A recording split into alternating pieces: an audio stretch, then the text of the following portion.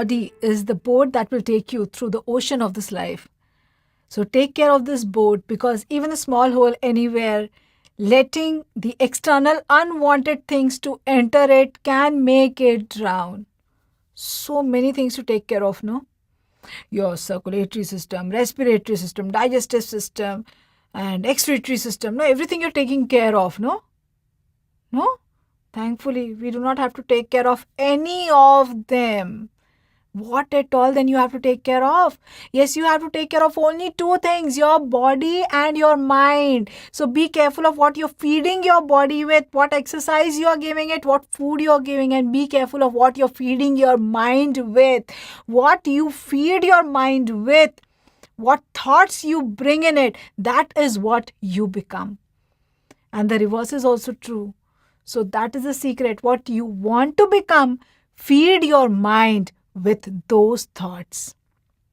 And yes, why this thought here? Because we are going to start a very important part of the pharynx, and that is the spaces in relation to the pharynx, the deep neck spaces and the abscesses of these pharynx. Very, very important, very commonly asked. And why they are very important? Because they are very life-threatening. And do you know the cause? The most common cause of them is odontogenic infections. It is immunocompromised states like diabetes, which is such high in our country now. So yes, take care of this both mental as well as physical. Now, in the previous module, we saw the layers of the pharyngeal wall. Now, we also saw that the posteriormost layer is the posterior fascia of the pharynx covering the muscle, and that is the buccopharyngeal fascia. So, with this, I feel like asking you, quickly name all the layers of the pharyngeal wall. Yes, quickly. Yes, first we have the epithelial lining, subepithelial layer of lymphoid tissue, the Waldear's ring. Yes, then we have the muscle, and in between, the muscle is in between the two layers of fascia, right? So the anterior fascia, so behind the subepithelial layer of lymphoid tissue, we have the fascia. Then we have the two layers of muscle, and then we have another fascia again. So we have the anterior fascia of the pharynx covering the muscle layer anteriorly. That is known as, yes, it is anterior layer. So it starts with pharynx, pharyngobasilar fascia. Then we have the two layers of muscles of the pharynx, the longitudinal. Surrounding them is the circular muscle. And behind the circular muscle, we have again another fascia. So yes, we know that this is a musculofacial tube, muscle and fascia. So behind the muscle layer, we have before buccopharyngeal fascia. So at the buccopharyngeal fascia, the pharynx ends. Right? So what lies behind the buccopharyngeal fascia? What lies behind the pharynx? Very good, vertebrae. Yes. So behind the pharynx, behind the buccopharyngeal fascia, we have the vertebrae. And in front of the vertebrae, we have another fascia. Which fascia is that? Yes, in front of the vertebrae. So that is prevertebral fascia. So which means that behind the muscle of the pharynx, there are two fascias, buccopharyngeal, and then we have the prevertebral. Is that? I will add on here. Okay, so we have not two fascias behind the muscle layer, we have three fascias behind the muscle layer. We can remember it is behind the muscle layer, we have BAP, B-A-P. What is BAP? B-A-P, buccopharyngeal. Then we have A, that is alar fascia, and then we have the prevertebral fascia. Is that clear? So what I'm telling you is that we have the muscle layer, right? We have the muscle. Now behind the muscle layer, we have the fascia. Which fascia is this? This is the buccopharyngeal fascia, B. Yes. Behind that, we have another fascia, that is A. What is A? A is alar fascia. A is alar fascia. And behind that, we have another fascia, and that is the prevertebral fascia. This is the prevertebral fascia. Prevertebral, why? Because behind that, we have the vertebrae. So we have the vertebrae here behind that. Right? So which means that we have three fascias behind the pharyngeal wall, and that is BAP, buccopharyngeal, alar and prevertebral. Is that very clear? Okay, so now it means that in between the buccopharyngeal fascia anteriorly and the alar fascia posteriorly, there is a gap, there is a space. Yes, this is just retro to the pharynx, just behind the pharynx, just behind the buccopharyngeal fascia, just retro to the pharynx. So this is what is known as retropharyngeal space. Right? Now, in between the alar fascia and the prevertebral fascia is another space, right? This space is what is known as danger space. Now, why is this known as danger? Why is this known as dangerous? Because infection here is very dangerous. Why infection here is very dangerous? Now the upper border, upper limit of all the three spaces is the base of skull, right? So here we have the base of skull. Whereas the lower limit of all these three spaces is different. Yes, what is the lower limit of the retropharyngeal space? Yes, retropharyngeal space lower limit is T4. Whereas the danger space goes down till the D for danger, T for diaphragm. It goes down till the diaphragm. Diaphragm. So now you know why it is danger. Yeah, why it is dangerous? Because any infection of the danger space can very easily go into the mediastinum. It can lead to mediastinitis. It can lead to pericarditis. It can lead to pleuritis. Yes. So that is why it is known as danger space. Now, in between the prevertebral fascia anteriorly and the vertebrae posteriorly is another space. And this space is just pre to the vertebrae. So, this is what is known as prevertebral space. This is known as prevertebral space, right? This ends below again at the level of T4. Now, some books also mention that it ends below at the level of the coccyx. It goes down till the coccyx. But most of our books as well as your anatomy books mention it to be T4. So, we are taking it as T4. So, now it is not difficult to remember. Okay, it is very easy. Just retro to the pharynx is retropharyngeal. Just pre to the vertebrae is prevertebral. And in between these two is the danger space. Why danger? Because it goes down till the D for danger, D for diaphragm. Can lead to mediastinal, lung, heart, everything involvement. Yes. Now here, so it is like this. Behind the pharyngeal muscle, we have the three fascia. Quickly tell me what are the three fascia? Yes. Which three fascia? Buccopharyngeal, alar, prevertebral. Now, we are not going to see this cut section. What we are going to do is we are going to take a transverse cut section, an axial cut section, right? So now we have taken an axial cut section, and this axial cut section we have taken at the level of the oropharynx. Now, why do I say oropharynx? Can you see something here which is present in the oropharynx? Yes. Can you see the tonsil here? Yes. So, we have taken a transverse cut section like this at the level of the tonsil, at the level of the oropharynx. So, what are the structures that we are seeing here? So, we first have the epithelial lining. The epithelial lining here is transparent. It is not visible here. Okay. So, this here, the anterior most will be the epithelial lining.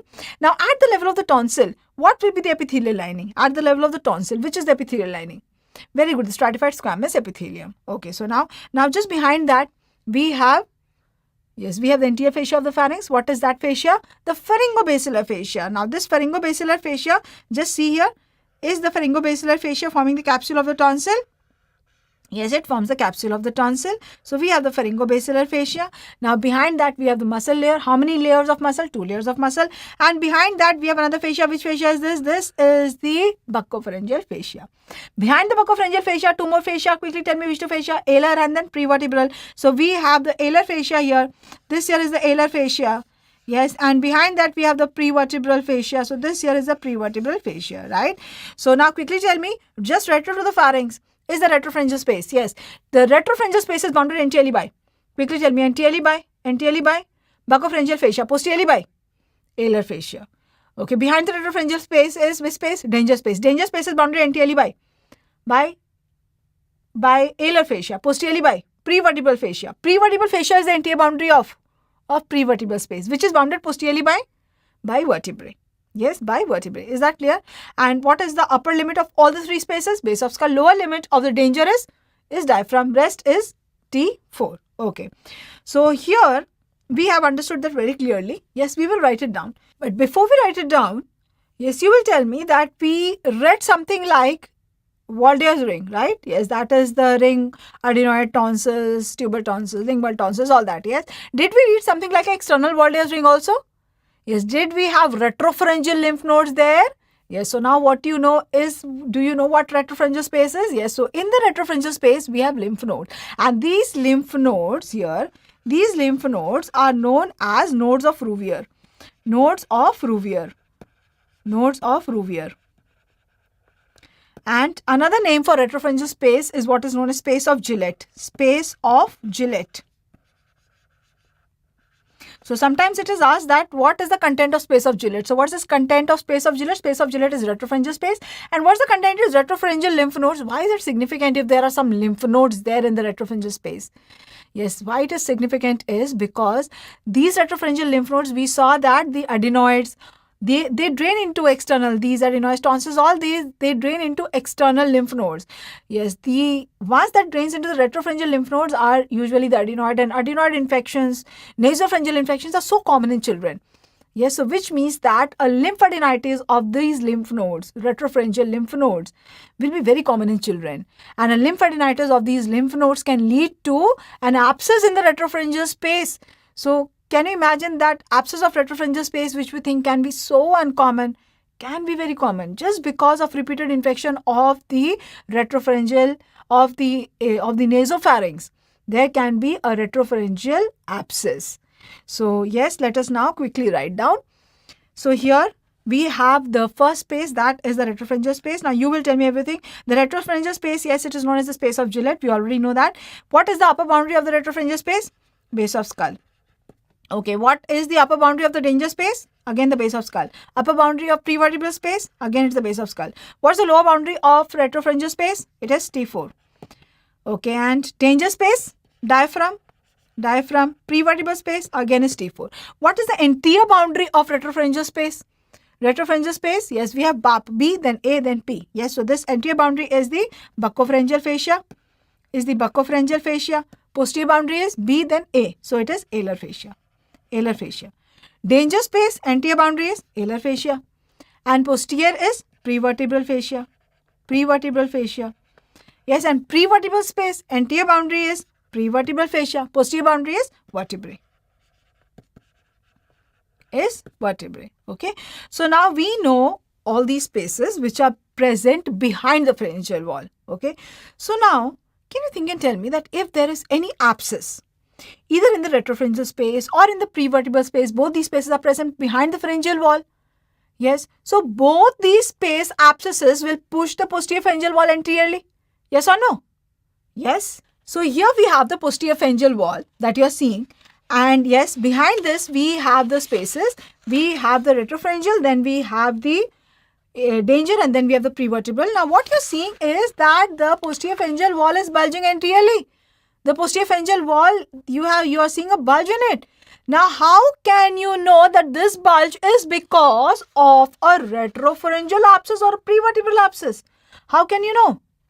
Yes? Now just see here, the retropharyngeal space is divided in the midline by a fibrous raphe into two spaces.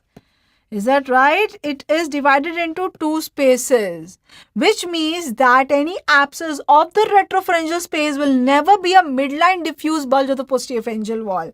It will be always on one side of the midline. It will be a bulge of the posterior pharyngeal wall, but it will be a paramedian bulge. It will be on one side of midline. It will be a unilateral bulge, whereas a prevertebral abscess will be a midline diffuse bulge of the posterior pharyngeal wall. So here, if you're seeing a bulge like this, a midline diffuse bulge of the posterior pharyngeal wall, now this is coming from where?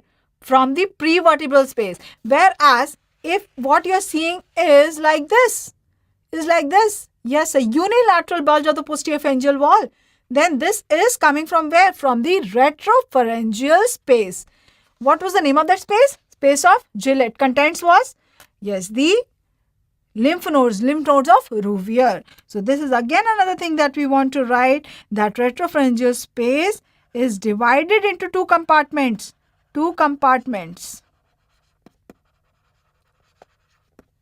So now tell me, what is this abscess? This you are seeing that the posterior pharyngeal wall, through the oral cavity you are seeing it is bulging anteriorly. Tell me the diagnosis, tell me the spot diagnosis, see and tell me what this is.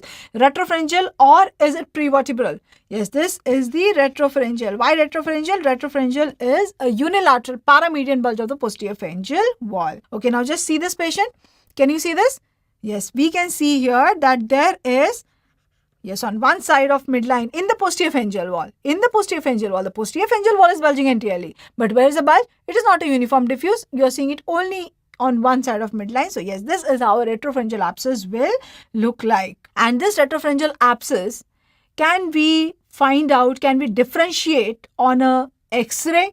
whether it is retropharyngeal or whether it is prevertebral? See this X-ray. This is in front of you. See this and tell whether it is coming from the retropharyngeal or from the prevertebral. All that we are able to make out here is that the prevertebral shadow is increased. Yes, it is increased. How you can say it is increased? Yes, just see here how little it is. Yes, you are seeing it is how little. It is only this much. Whereas here just see how much, this much it is. Yes, so prevertebral shadow is increased. So what is the normal prevertebral shadow? How much should be the normal limit? So the prevertebral thickness normally at C2 is 7 millimeters. Now at C6, the level is different in adults and children. At C2, it is same in children and adults, it is 7 millimeters. Whereas at C6, in children, it is around 14 millimeters, whereas in adults, it is around 21 millimeters. Now actually it is 22, I remember is at 21 because that is easy to remember. 7, 14 and then 21. Yes, so that is how you can also remember. So also what we are seeing is that in both, in retropharyngeal as well as prevertebral, the shadow will be increased. In both of them, the lumbar lordosis, you can see that there is straightening of the spine here. That signifies that the muscles, the paraspinal muscles are stiff. They are straightening the spine. So normally, how is the spine? Can you see here? Can you see that there is a lordosis present? That is absent. So these features will tell you that yes, there is some abscess behind the pharyngeal wall, but which one it is, retro or prevertebral, you cannot make it out on an X-ray. Can you make it out on CT? Yes, you can make it out on CT, and now you will diagnose and tell me that which is this abscess. Now when we take a cut section, this is how a CT will also appear. Like CT is exactly how things are in the body. So what you will see here is this yellow. This is what is the buccopharyngeal fascia. Then we have the alar fascia, and then we have the prevertebral fascia. So this space is the in between these two. This is the retropharyngeal space, and then here we have the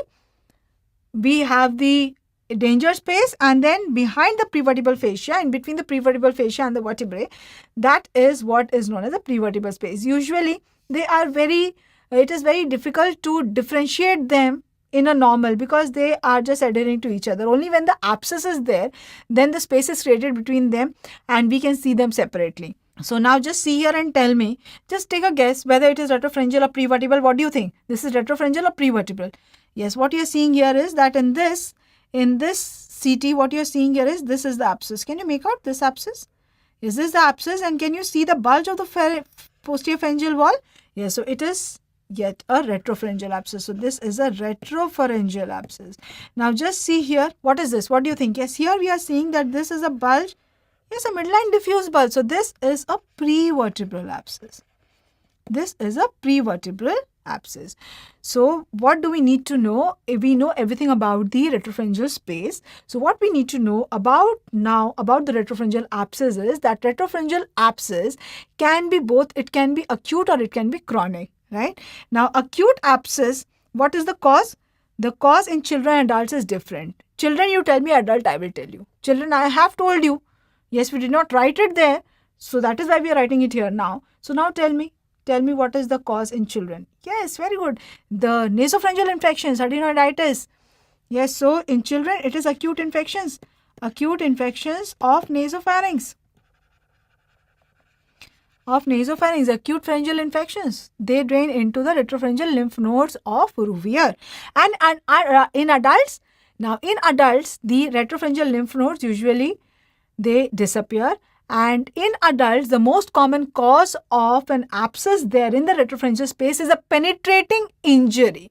And that penetrating injury can occur with things like fish bone, chicken bone, yes, any penetrating injury of the posterior pharyngeal wall. So in adults the cause is penetrating injury. Injuries. So it will be more common in children and adults. Yes, the nasopharyngeal infections are more common in children. Penetrating injuries, do you think they are very common? No. So this is more common in children. Yes, this is more common in children. Whereas chronic retropharyngeal abscess, this is more common in adults. Chronic is more common in adults. Why this is more common in adults? Because the The cause here is usually TB of the spine, Carey spine, Pott spine.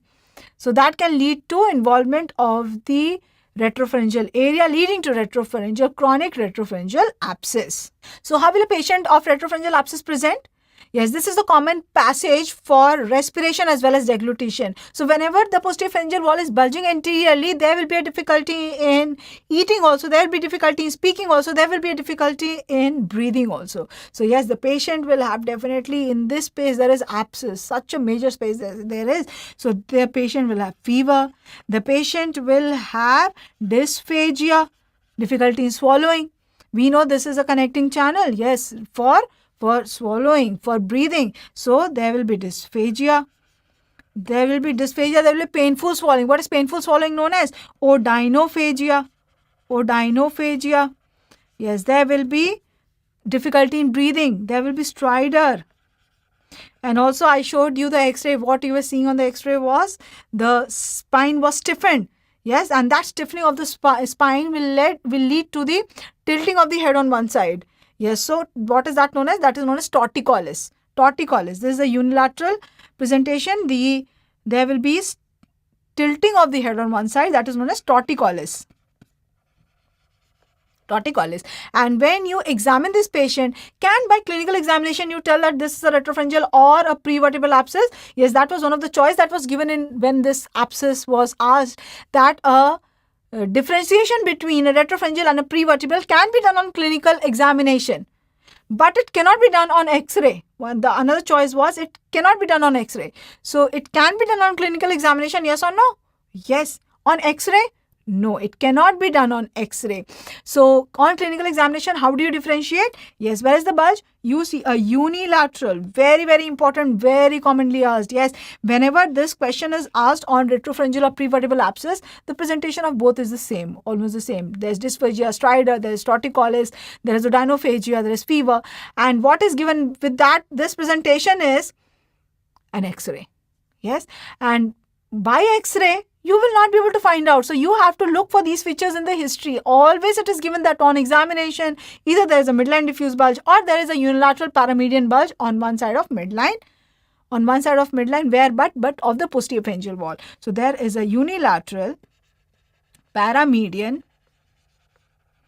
bulge of posterior pharyngeal wall, which means there is a bulge on one side of midline. On one side of midline. Whereas in a prevertebral abscess, where is the bulge? It is a midline diffuse bulge. It is a midline diffuse bulge. Midline diffuse bulge of posterior pharyngeal wall. How will you diagnose? Can you diagnose it on X-ray? No, you cannot diagnose on X-ray. How can you diagnose? How can you confirm? On X-ray, you will get an idea, but you cannot differentiate. Yes. So diagnosis is by CT. And how do you manage the retropharyngeal space? There is abscess. Yes, it feels like that immediately go and drain the abscess. No, it is in such a major space, retropharyngeal space. Should we immediately drain it? In all the abscesses, always remember the management is the same. What is the management? Always go for medical management with IV antibiotics first, unless and until the patient is in stridor, respiratory distress, yes, or there are features of nerve compression. Unless and until this is there, always try to go for IV antibiotic or medical management first and see the response, whether it is coming or not. At least for 24 to 48 hours, give this medical management and see if there is no response. If the patient is worsening, then you have to go for drainage of the abscess. Yes. So if it is the management, how do we manage? For management, we first go for medical management. Medical management with IV antibiotics. No benefit for 24 to 48 hours. Then you go for draining it. Okay, so two things are important to remember here. First is that when you do not go for medical management, yes, so no medical management, no first medical management when When first either there is respiratory distress, right? And second is when there is compression, nerve compression features. Nerve compression, there is spinal compression, there is nerve compression features. Only then we immediately go for drainage. Yes. And if we have to drain, then where will you give the incision? Will you go for an intraoral incision or will you go for external incision? Where is the bulge that you are seeing? Intraoral. So how will be the incision? Yes, it is going to be an intraoral incision. So you go for the surgical management. The IND has to be intraoral. Now, if it is a huge abscess which has extended down till T4, then in that case, if you feel that complete drainage is not possible through intraoral route, then external incision can also be given. It can also be drained externally by giving an incision at the anterior border or the posterior border of sternocleidomastoid, but preferable is an intraoral incision. So an intraoral IND is done, and that is the management of acute, right? If it is chronic, you tell me. How will you manage a chronic retropharyngeal abscess? You tell me. What's the cause of chronic retropharyngeal abscess? Chronic is? Yes, it is tubercular. So tubercular abscess, do you drain tubercular abscess? Cold abscess, do you drain? We never drain a tubercular abscess because there are chances of sinus formation, fistula formation. So here, for chronic retropharyngeal abscess, we will give ATT. The management is ATT because it is tubercular. So that is what you need to know in the retropharyngeal abscess. Okay, so keep your pens down. So a child has presented to you with dysphagia, stridor and torticollis. On examination, there is a bulge of the posterior pharyngeal wall on the right side of midline. Tell me the diagnosis. Yes, it is retropharyngeal abscess. How will you confirm that this is a retropharyngeal abscess? X-ray or a CT? Yes, you will go for a CT scan. Yes, X-ray, can it tell you whether there is a abscess behind the pharyngeal wall? Yes, it can tell you. What is the most common cause of acute retropharyngeal abscess? Acute retropharyngeal abscess is infection of the nasopharynx, infection of the pharynx. Chronic retropharyngeal abscess, most common cause is, yes, TB of the spine. Acute retropharyngeal abscess is more common in children and adults. In children. Chronic is more common in children and adults. In adults. Acute retropharyngeal abscess in adults, what's the cause? Penetrating injury. Okay, so how will you manage? A child is presented with dysphagia stridor torticollis, and on CT or on X-ray you are seeing the prevertebral space shadow is increased. On CT you can see a unilateral bulge on one side of the midline. So how will you manage this child? Yes, you will go for antibiotics, IV antibiotics. Yes, and medical management first always. Surgical management if the patient is not benefiting. Surgical management first only if two things present. Which two things present? If there is compression of the nerve, spinal compression leading to nerve compression features. Second, if there is respiratory distress. Now we know all the spaces that are present behind the pharyngeal wall, right? Yes, which are these three spaces? Quickly tell me. Retropharyngeal, danger and prevertebral space. Now, when we come lateral to the pharynx, just have a look at this picture. Now, when we come lateral to the pharynx, now this space here, this space that is lateral to the pharynx, this is what is known as the parapharyngeal space. Behind the pharyngeal wall, we have three spaces. And when we come lateral to the pharynx, this space is what is known as parapharyngeal space, also known as pharyngomaxillary space. Now, let us first see how the space is. So suppose this here is the pharyngeal wall. Yes, this is the pharyngeal wall. So this is the posterior pharyngeal wall and this is the lateral wall of the pharynx. Yes, now I am in which space? Yes, I am just immediately behind the pharyngeal wall. So which space is this? Okay, this is a retropharyngeal space. Can I communicate with the opposite side retropharyngeal space very easily? Yes or no? No. Why? Because it is divided in the midline by a fibrous raphe. What are these two spaces known as? Space of Gillette. Space of Gillette contains nodes of Rouvier. Okay, now when I come laterally, this space here, lateral to the lateral wall of pharynx, this is the lateral wall of pharynx, lateral to the lateral wall of pharynx, this is what is the parapharyngeal space. Is that clear? So the medial boundary of the parapharyngeal space is what? It is the lateral wall of the pharynx. Now here, at the level of the oropharynx, now here what do we have here? We have the tonsil here. We have the tonsil in the lateral wall of the pharynx. So we have the tonsil here, we have the oral cavity here. Yes, we have the oral cavity. Behind that, we have the oropharynx. In the oropharynx, we have the tonsil here. So if I'm telling you that this is the tonsil here, so we have the oral cavity here. Yes, in the oral cavity, we have the mandible. We have the mandible, which means that this space, which I'm calling as the parapharyngeal space, is in between medially the lateral wall of the pharynx and laterally the mandible. Is that clear?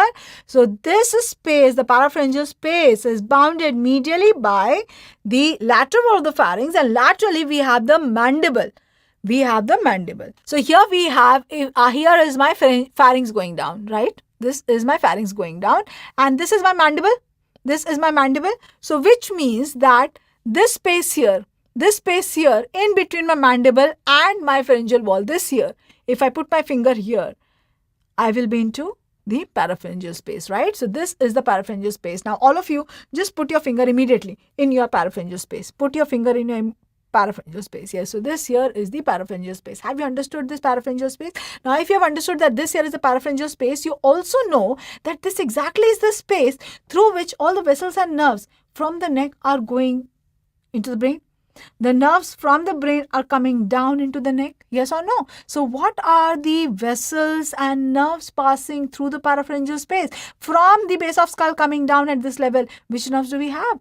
Yes, we have the 9th, 10th, 11th, 12th cranial nerves. We have already read, no, that below the ear we have the jugular foramen through which come out the 9th, 10th, 11th cranial nerves.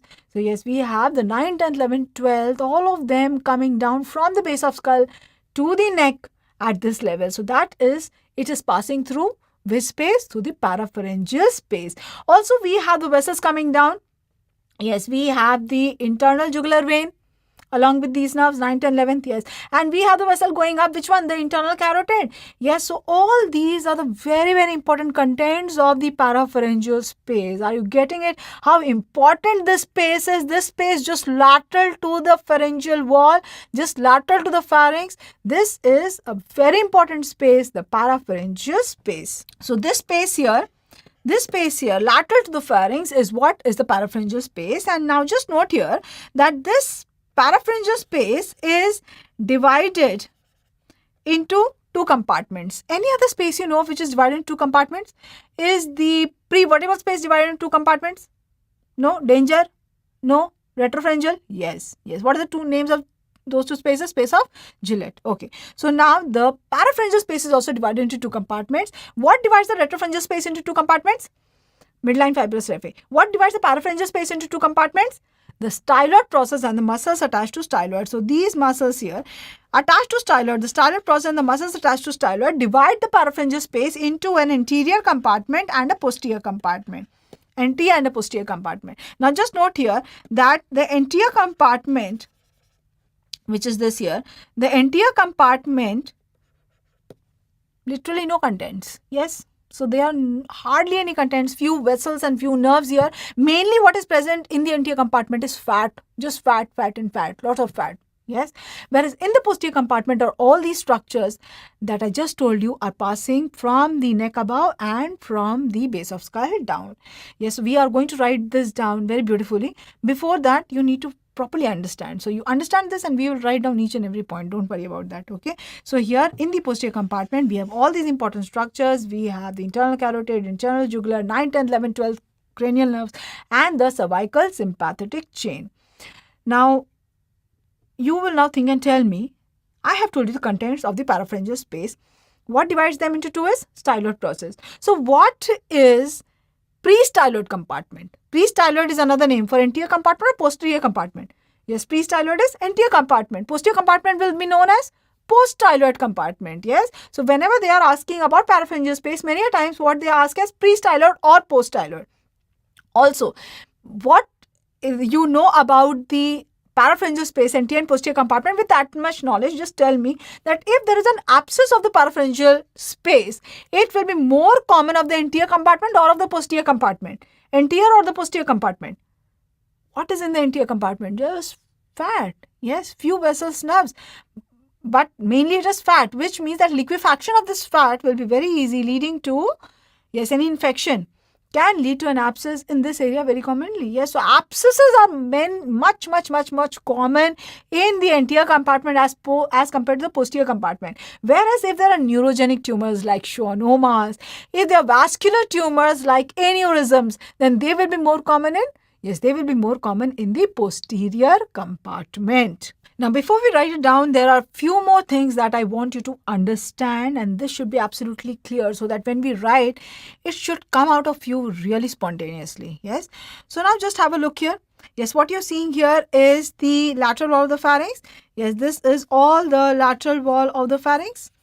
The muscle is the lateral wall of the pharynx, the musculofacial tube. This is the lateral wall, and what you are seeing here, this space, all this space, this here is the space that is lateral to the lateral wall of the pharynx. So this is what is the parapharyngeal space. Is that clear? This is the parapharyngeal space, and behind the pharynx, this here will be the retropharyngeal space. Yes or no? Yes, so the parapharyngeal space communicates very easily with the retropharyngeal space. Now just see here, what is the upper and the lower limit of the parapharyngeal space? Is it extending throughout the length up till the cricoid? We know the pharynx extends up till the cricoid, yes or no? The parapharyngeal space does not extend up till the cricoid. It starts at the level of the base of skull. So it is like an inverted pyramid. Yes, we need to know this. It is like an inverted pyramid. And the base of the pyramid is up superiorly. So it is like an inverted pyramid starting from the base of skull above to the hyoid below. It is like this. Okay, so the upper limit is the base of skull, and the lower limit is the hyoid is the lower limit. Now what we saw in transverse cut section, let us see in the real life when the patient is standing in front of you, and how exactly can you just visualize that where is the parapharyngeal space, and what we saw there, let us see how it matches with this here, and that will give you a better understanding, because usually when we just see the transverse cut section, that is not clear unless and until this thing is very clear to you. Yes. So okay, so here what we are seeing is this is the nasal cavity, we already know. Yes, and behind the nasal cavity, this area is the nasopharynx. We have the tube, the musculofacial tube fitted behind this. We have the oral cavity here, and behind this is the oropharynx. So we have the muscle layer here. And we have the superior constrictor, we have the middle constrictor, we have the inferior constrictor. Lateral to that, this space here is the parapharyngeal space. So what I'm doing is, for a cleaner picture, I've just removed this lateral pharyngeal wall, and you are just going to suppose that yes, we have the lateral pharyngeal wall here, and this parapharyngeal space is lateral to the lateral wall of the pharynx. So just lateral to the lateral wall of pharynx, this all is the parapharyngeal space. This parapharyngeal space is divided into two compartments by what? By the styloid process. Where is the styloid process here? Yes, we can see the styloid process here. This here is the styloid process. This is the styloid process. So this styloid process and the muscles that are attached to styloid divide the parapharyngeal space into two compartments. Anterior to it is the anterior compartment, and posterior to it is the posterior compartment. So tell me any two, or maybe tell me three, which are muscles attached to the styloid. Tell me, there are five structures attached to the styloid, yes or no? Tell me only two or three out of it. Okay, styloglossus, stylomandibular, stylohyoid. Is there anything like stylomandibular ligament? We have stylohyoid, and we have stylopharyngeus muscle. We have stylopharyngeus. Have you heard of it? Yes, the longitudinal muscle. Tell me the names of other longitudinal muscles quickly. Stylo, salpingo, and palatopharyngeus. Okay. So all these muscles and structures, they divide the parapharyngeal space. What is the upper limit of parapharyngeal space? That is the base of skull. It starts above here. And what is the lower limit? Lower limit is up till the level of the hyoid, right? It is like an inverted pyramid. So this is the anterior compartment, and this is the posterior compartment, right? So what we saw is that in the anterior compartment, we literally do not have much contents. Yes, abscess is more common in the anterior compartment. In the posterior compartment, we have all the great vessels and nerves going. So yes, here we are seeing that there are all the great vessels and nerves going, and they are passing through which compartment? They are going through the posterior compartment. Now, if I ask you a thing which is asked very, very commonly in your exam, the trismus is seen in which space abscess, in which compartment abscess of the parapharyngeal space, anterior compartment or posterior compartment? Trismus. What is trismus? Trismus is lockjaw. When does trismus occur? Trismus is lockjaw, means difficulty in opening the mouth. Mouth does not open completely. Yes, that is because of involvement of masticator muscles. Quickly name the masticator muscles. Yes, medial pterygoid, lateral pterygoid, masseter, temporalis. Yes, so it will be in which abscess? Yes, we know that we have this here. Yes, just have a look at this picture. So we have the mandible here. We have the mandible here. We can see the styloid process. Okay, so first let us see, we have the styloid process here. So this all is the anterior compartment and this is the posterior compartment. And we know that all these masticator muscles that I told you, they arise either from the temporal fossa or the zygomatic bone, the masseter, the temporalis from the temporal fossa. Ultimately, they are attached to the mandible, right? Also, we have the pterygoids. The medial and the lateral pterygoids, they are also attached to the pterygoid plates and they are again attached to the mandible also. Yes, which means that which compartment abscess do you think will there be trismus? Involvement of the masticator muscles will lead to lockjaw, will lead to difficulty in opening the mouth. So yes, that will be seen only in anterior compartment abscess. Whereas in the posterior compartment abscess, a trismus will not be seen. Urogenic tumors, torticollis, more common in anterior compartment or posterior compartment? Yes, posterior compartment. Yes, here we have the vertebrae from here only, now going down.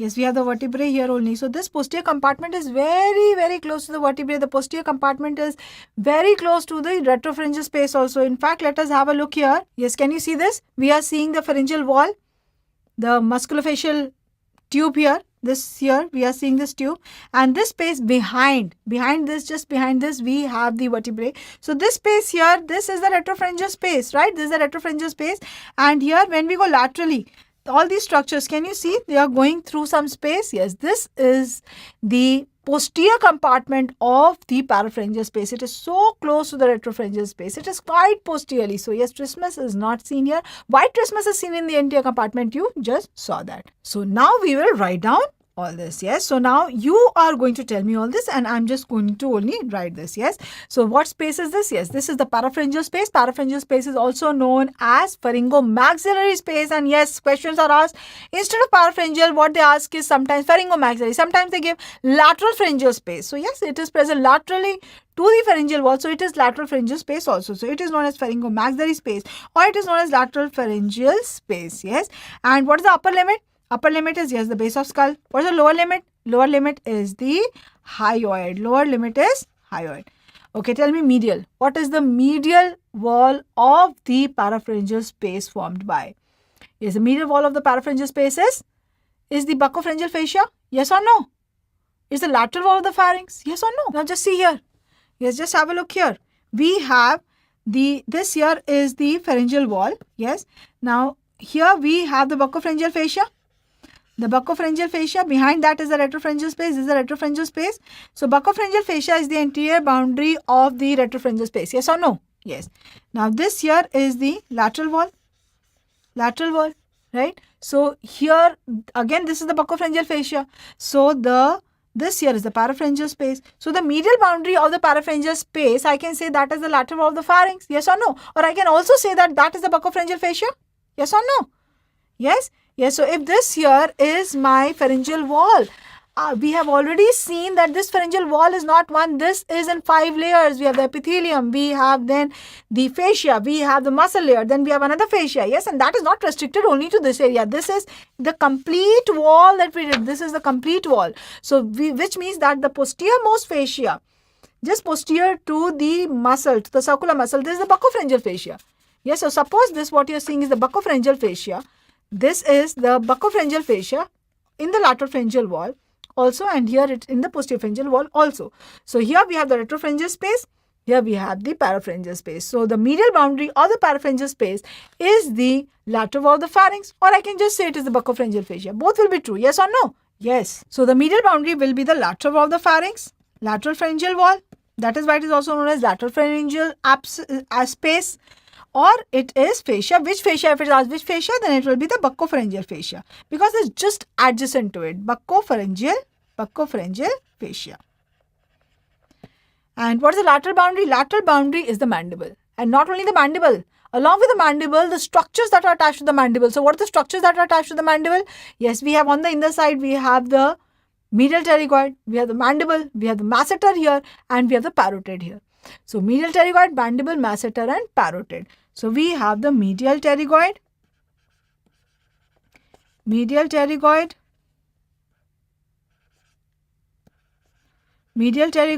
mandible, masseter, and we have the parotid. So this space here, yes, in between the mandible and the lateral of the pharynx, that is what is the parapharyngeal space. And now tell me, what is the shape of the parapharyngeal space? What is the shape? Yes, it is like an inverted pyramid. Inverted, yes, all these are given as true or false choices in your questions. So it is like the inverted pyramid. Now coming to the contents of the parapharyngeal space, quickly tell me the two compartments. Yes, anterior compartment is also known as prestyloid and posterior compartment is known as poststyloid. So first tell me the contents of prestyloid compartment. Mainly fat. Yes, so it is mainly fat and we have small branches of maxillary. We know here we have the maxillary. Yes, so we have small branches of the maxillary. We have small branches of mandibular. So we have branches of maxillary artery. We have the sensory branches of the mandibular. We have the branches of mandibular. Now I told you sensory branches of mandibular. You will tell me what they are. Tell me, what are the sensory branches of mandibular? Mandibular is a mixed nerve. Yes, it has motor and it has sensory branches. Motor gives all the masticator muscles. And the sensory is outside auriculotemporal. Then, little further inside, yes, the alveolar. And even further inside, lingual. Yes, no. Yes, revise. So, mandibular, we have the branches, we have the auriculotemporal nerve, we have the inferior alveolar, and we have the lingual. Inside we have the lingual, right? Lingual supplies the tongue, the sensations to the anterior tooth of the tongue, yes or no? Yes. So that is what is present in the anterior compartment. And in the posterior compartment, very important question for you, the contents of the posterior compartment. So in the posterior compartment or the poststyloid compartment, we have the important contents. Yes, tell me which contents. Tell me the nerves first. Yes, the last four cranial nerves, 9th, 10th, 11th, 12th, along with cervical sympathetic chain. Cervical sympathetic chain. Why do we need to know cervical sympathetic chain also? Such important nerves are already there, 9, 10, 11, 12. Cervical sympathetic chain also. Yes, if it is given that there is a patient presenting with, we know that this is an abscess inside, right? So if there is a patient presenting with fever and all the features of the parapharyngeal abscess are given, what these features are, we'll just see in some time. And along with that, it is given that patient presents with Horner's syndrome. Patient presents with dysphonia. Yes. So all this indicates which space abscess. That is why anatomy is important. Yes, that will, if you know the anatomy, you know what can be the presentation. Yes, so in which space, anterior compartment or posterior compartment, can there be dysphonia? Dysphonia because of which nerve? 10th nerve. Yes, Horner's syndrome because of cervical sympathetic chain involvement. What is Horner's syndrome? Yes, you must have done that in great detail in ophtha. Ptosis, meiosis, anhidrosis. Yes, the sweating is less. There is ptosis, there is meiosis, constriction of the pupil. So yes, there is 9, 10, 11, 12 cranial nerves along with cervical sympathetic chain, along with the vessels, the internal carotid artery and the internal jugular vein. Yes, so very important, the contents of the poststyloid compartment. Yes. Now abscess will be more common in anterior compartment, posterior compartment. Yes, tell me quickly the answer. Anterior compartment. Why? Because we have a lot of fat there. So yes, anterior compartment. Neurogenic tumors more common in anterior, posterior compartment. Horner syndrome will be seen in anterior, posterior compartment. Yes. So according to the anatomy, we know all this already. Now let us see if there is an abscess of this space. How will the patient present? Yes. We know abscess is more common in which compartment? Anterior or posterior compartment? Anterior compartment. Now let us see in the cut section, axial cut section, where the anterior compartment is. We have already seen. Let us see it again. So yes, this is the axial cut section and we know that this here is the anterior compartment. This here is the posterior compartment, right? Okay, now just see here. See here that the anterior compartment literally has got no contents. It has got a lot of fat. That is why abscess is more common here. And what makes it more important is that just medial to the anterior compartment, see here very carefully, just medial to the anterior compartment, we have some structure here in the pharyngeal wall, lateral wall of the pharynx. Which structure? Yes, we have the tonsil. Tonsil, just medial to it. So where we have the tonsil, just lateral to it is the anterior compartment of the parapharyngeal space, which means that if there is any abscess of the anterior compartment, if there is any abscess here, it will push the lateral pharyngeal wall medially. It will push the lateral pharyngeal wall medially. But to us, what will appear being pushed medially? The tonsil. The tonsil will appear pushed medially. So what?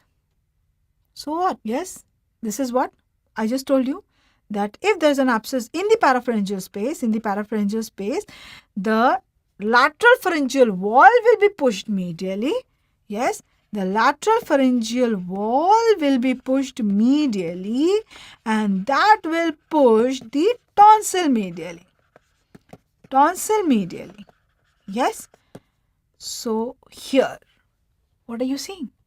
Yes, that the lateral pharyngeal wall is being pushed medially, the tonsil is being pushed medially. Is that what you're seeing here? What we are seeing here is only one thing. What? That the tonsil is pushed medially. Why am I saying here that I'm not sure that in this patient the lateral pharyngeal wall is pushed medially and because of that tonsil is pushed medially? Can the tonsil be pushed medially any other way also? Yes. Now just see here. This space, can you see? Can you see this space here? In between the capsule of the tonsil and the superior constrictor? We know that the tonsil, yes, we have the epithelium, then we have the tonsil, and the tonsil's capsule is formed by the pharyngobasilar fascia. And after the pharyngobasilar fascia, we have the muscles of the pharynx. The longitudinal muscles do not lie immediately lateral to the tonsil. They lie anterior and posterior to the tonsil. Yes, these are longitudinal muscles. Which means that the tonsil sits on the circular muscle. And at the level of the tonsil, which circular muscle do we have?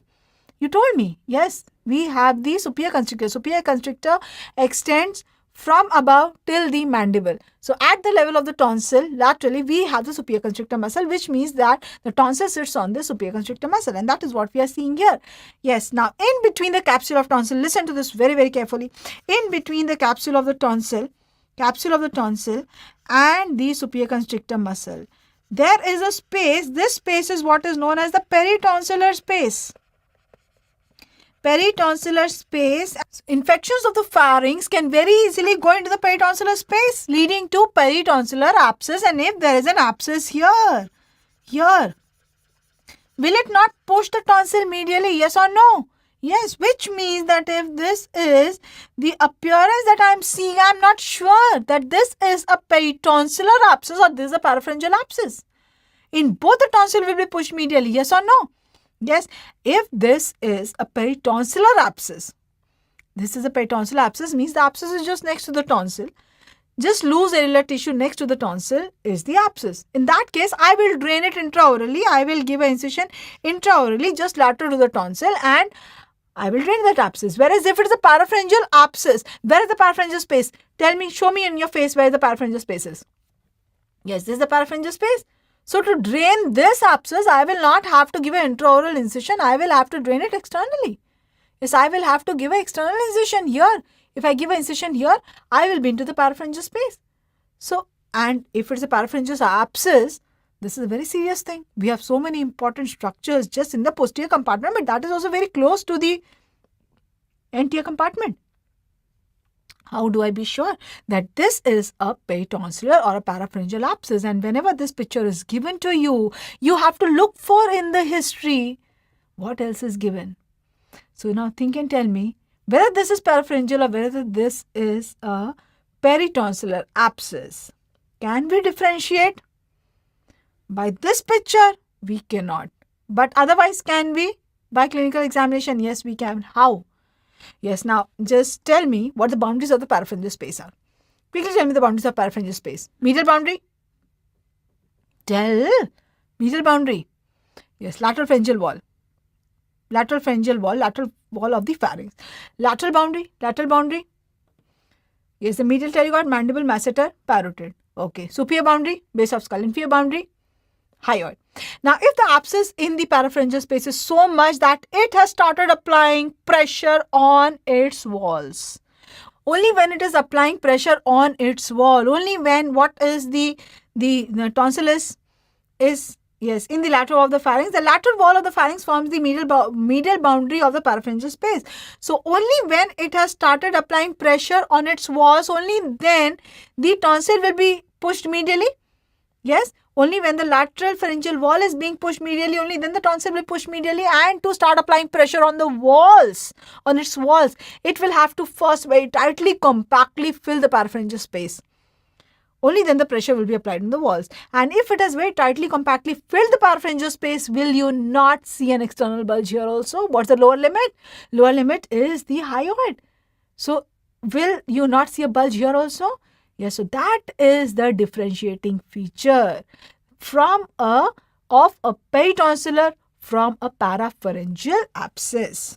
So we know the lower limit is up till the level of the hyoid. Yes, from here. Yes, so we will also see along with this pushing of the tonsil medially, only this will not have to help us differentiate. Along with this bulge here also at the upper border of sternocleidomastoid at the angle of jaw will tell you that this is a parapharyngeal space abscess. Is that very clear? Yes. So here this is the patient. Yes. What will be the complaint? The patient will not come and tell you that see my tonsil is being pushed medially. No, he will come with some complaint. What will be the complaint that this patient of a parapharyngeal abscess will come with? When will you think that yes, this can be something I need to examine the oral cavity? Yes, or the oropharynx. Yes, so the patient will have, because of the tonsil being pushed medially, because of the infection here, the patient will have fever, patient will have dysphagia, difficulty in swallowing. Yes, that is a function of the pharynx. There will be difficulty in swallowing, painful swallowing, there will be dysphagia, there will be odynophagia. Can there be pain in the ear? Think and tell me. Okay, you do not know the nerve supply of the oropharynx as of now. We haven't done it. Okay, the oropharynx is supplied by the glossopharyngeal nerve. We saw the glossopharyngeal nerve entering in between the superior and middle constrictor. In between the superior and middle constrictor enters the glossopharyngeal nerve. Yes, we will do that in great detail when we do the nerve supply of the pharynx. So yes, so where it gives the sensory nerve supply to whole of this oropharyngeal area. So yes, there can be pain in the ear. Can there be trismus? In anterior compartment, can there be trismus? Yes, there can be trismus. Trismus will be seen in anterior compartment.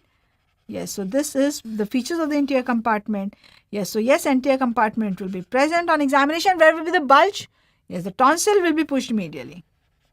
Now, if in your question is asked that the tonsil is pushed medially because of the lateral pharyngeal wall being pushed medially, no external bulge, nothing is given. Only this much is given. Tonsil is pushed medially because of the lateral pharyngeal wall being pushed medially. What's the diagnosis? Parapharyngeal. The tonsil is pushed medially in peritonsillar because only the tonsil is pushed medially. The abscess is just lateral to only the tonsil. Nothing is happening to the lateral pharyngeal wall in a peritonsillar abscess. In a peritonsillar abscess, the abscess is here. Yes, the abscess is here. It is not doing anything to the pharyngeal wall. This abscess is only capable of pushing the tonsil medially. Whereas if it is given that the lateral pharyngeal wall is being pushed medially, you have the diagnosis in your hands. It is the parapharyngeal abscess. So tonsil pushed medially, internal bulge. And where is the external bulge? Bulge is at the angle of jaw. Or the upper border of sternocleidomastoid. Whereas in the posterior compartment, what will be the features? The features will be because of the involvement of 9th, 10th, 11th, 12th cranial nerves. Yes, there can be Horner's syndrome because of cervical sympathetic chain, Horner's syndrome.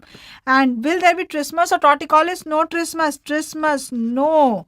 Trismus will not be present. Torticollis, rhinic, tilting of the head on one side, yes, this will be present. And where will the bulge internally? the bulge internally in a posterior compartment. Let us see where it will be. Now this is the posterior compartment, so the bulge will be behind the tonsil, a posterior pillar of the tonsil. Yes, so if there is a bulge internally, that will be behind the posterior pillar of the tonsil. But if it is a very huge aneurysm of the carotid, which is coming to the anterior compartment also, so then in that case the tonsil also can be pushed medially.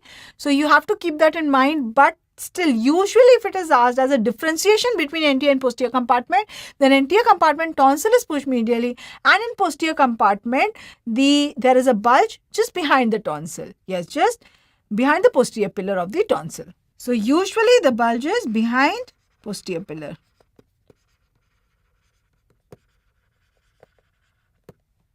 So now here is this patient who has come to you with difficulty in swallowing, with painful swallowing, and what you examine, when you examine, you know something to do with the throat, difficulty in swallowing, painful swallowing, pain in the ear, lot of pain here. So you examine his oral cavity, his oropharynx, and what you see is a picture like this, that the tonsil is pushed medially.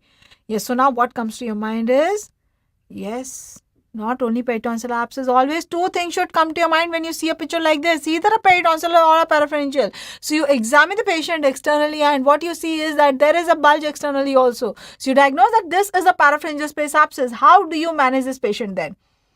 Yes, I told you management of all the abscesses. Initially, unless and until there is respiratory distress, you immediately first start the patient on IV antibiotics.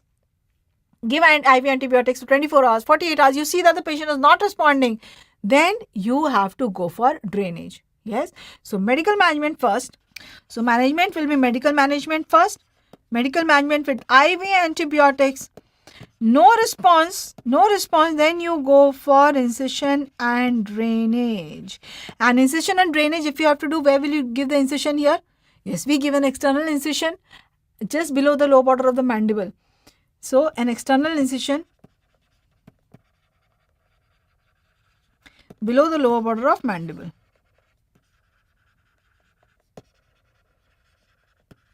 Below the lower border of mandible. And always remember, whenever you give any incision below the lower border of mandible, be it for drainage of the parapharyngeal abscess, be it for drainage of submandibular abscess, be it for excision of the submandibular gland, be it for excision of a lymph node, any incision if you give in the neck just below the mandible, it always has to be at least 2 to 3 centimeters below the lower border of mandible. And that is again a very, very commonly asked question from you. Why? To prevent injury to some nerve. Which nerve?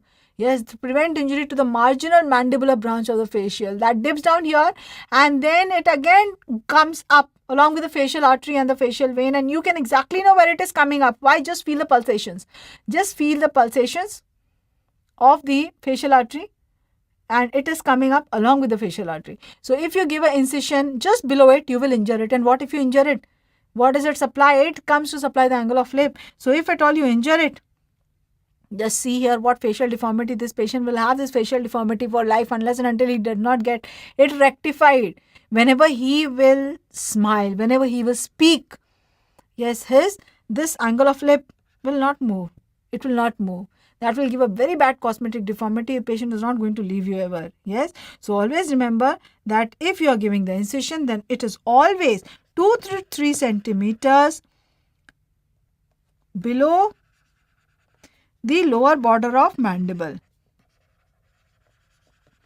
Lower border of mandible, to prevent injury to marginal mandibular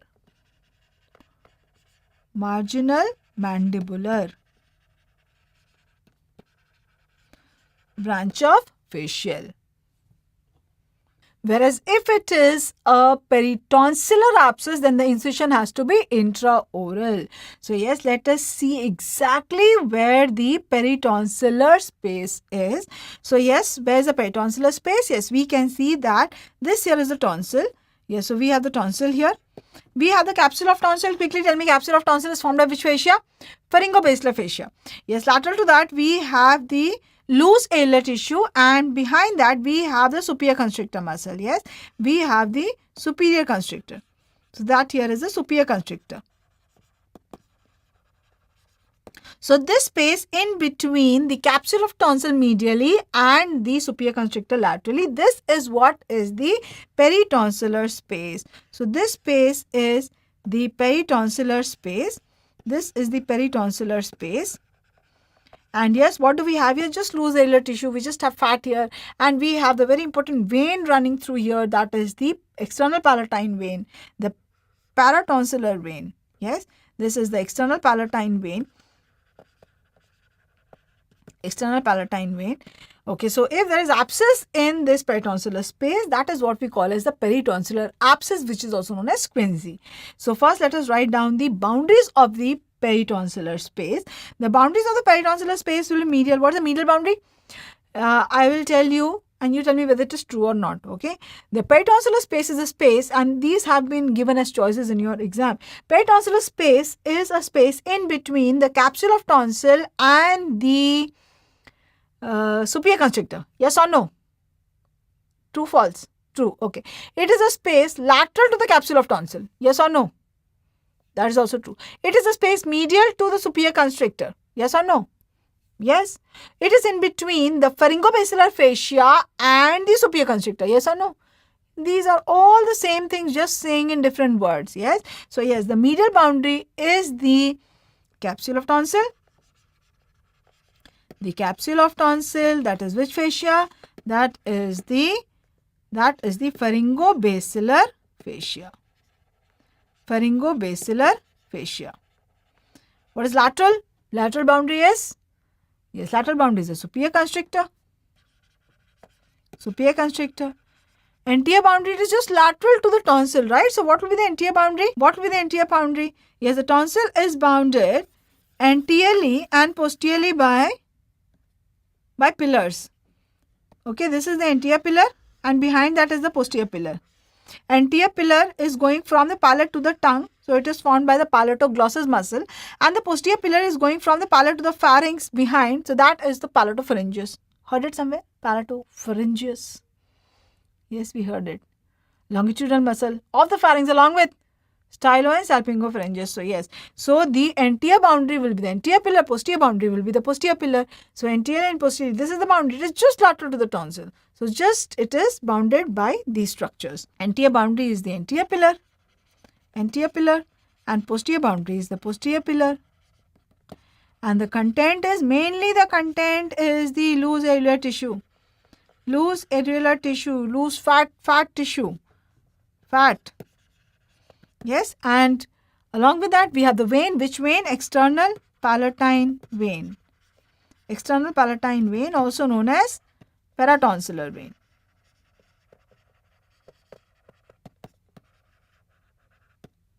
And abscess of this space is what is known as the peritonsillar abscess, which is also known as quinsy. So how will the infection reach the peritonsillar space? Peritonsillar space, how does it reach? What is the route? Yes, so it is actually an infection of the oropharynx. So it is an infection of the oropharynx, and it has gone through the crypts of the tonsil to the peritonsillar space. We know that in the tonsil, the epithelium is not straight, right? It goes inside. There are horizontal ridges. They are what? The horizontal crypts. They are known as the crypts, yes. And the infection of the oropharynx through the crypts can go into the tonsil. Now, what do you think that this peritonsillar abscess will be more common in children or in adults? Children or adults? The tonsillitis and all these infections are more common in children, yes. But peritonsillar abscess more common in children and adults. It is more common in adults. Why in adults? Just see here. Here we have the tonsil, right? Now in the tonsil we have multiple crypts. Now in a child, the tonsil is usually, it is enlarged because of repeated antigen exposure. The tonsil is working more. So usually in kids, the tonsil is growing, it is hypertrophic, and after puberty it starts to atrophy. Yes. So which means that in adults it atrophies. Okay. So now what happens? Let us see the picture of an adult tonsil. Yes, an adult tonsil, how the tonsil will be atrophic. Yes, will be atrophic. So now the crypts, the largest crypt, which is known as crypta magna. The largest crypt of the tonsil is what is known as crypta magna. Crypta magna, we can see that it is now reached up to the capsule of the tonsil because the tonsil has got atrophy. So now any infection from the oropharynx can very easily traverse into the peritonsillar space. So this will be more common in children and adults. It is more common in adults. Is that clear? More common in adults. So yes, it is more common in adults. And the route is through crypta magna. Through crypta magna. Again, that has been a question that is asked in your exam. So again, the presentation will be the same. Patient will present with pain in the throat, with fever. Patient will have dysphagia, odynophagia, and very important, patient will have a pain in the ear because of which nerve? Glossopharyngeal. And yes, patient will have a typical voice which is known as hot potato voice. What is hot potato voice? Yes, just take a hot potato, put it in your mouth and try to speak like that. Yes. It is typically like when you have put a very hot potato, painful and occupying a space in your mouth. That is what is a hot potato voice. And this is the enlarged tonsil and painful. So the voice is similar.